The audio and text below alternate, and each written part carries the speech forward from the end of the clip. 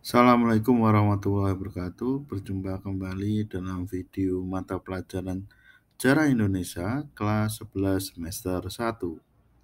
Pada video kali ini kita akan membahas Nusantara di bawah kuasa kolonialisme dan imperialisme bangsa Eropa seri bangsa Spanyol. Pada video kali ini kita akan membahas mengenai Nusantara di bawah kuasa Spanyol.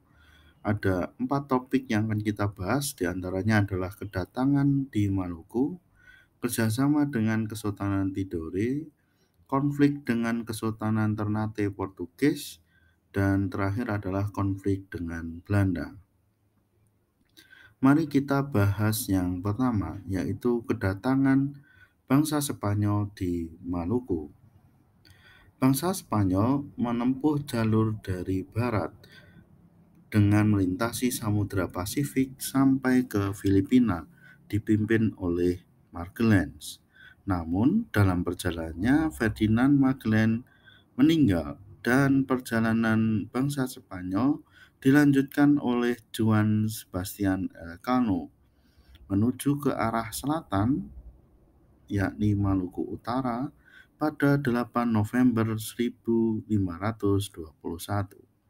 Ketika Elcano berlayar menuju Maluku, dia ditolak oleh Kesultanan Ternate karena bujukan dari Portugis sebagai pesaingnya, kemudian beralih berlayar ke Tidore.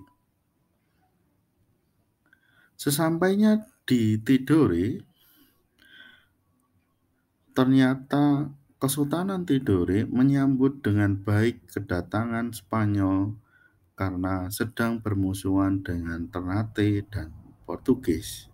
Kedatangan awak kapal Spanyol ini sampai di telinga Sultan Al-Mansur dan kemudian Sultan memberikan izin kepada kapal Spanyol untuk berlabuh di perairan Tanjung Maruku, yaitu salah satu pelabuhan milik Kesultanan Tidore.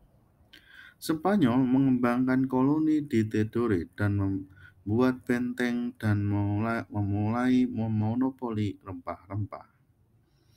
Gambar di samping adalah tugu peringatan kerjasama antara bangsa Spanyol dan Tidore.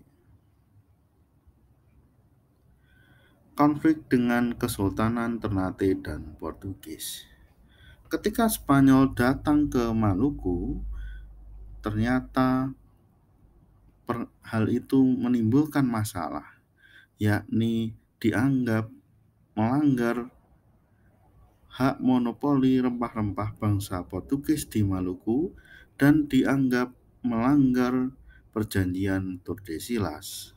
Hal ini menimbulkan persaingan antara Portugis dan Kesultanan Ternate melawan Spanyol dan Kesultanan Tidore selama 2 dekade.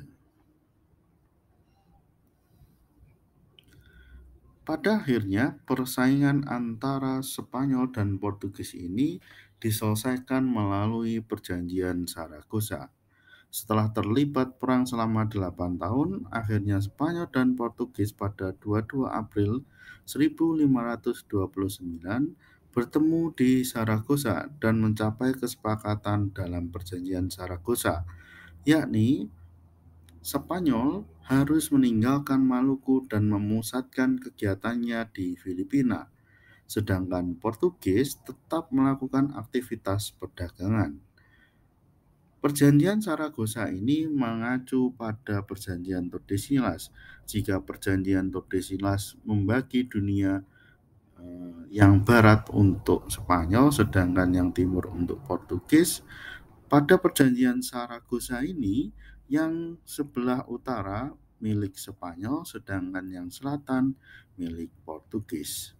Akibatnya, Spanyol harus meninggalkan Maluku, sedangkan Portugis kembali memonopoli perdagangan di Maluku.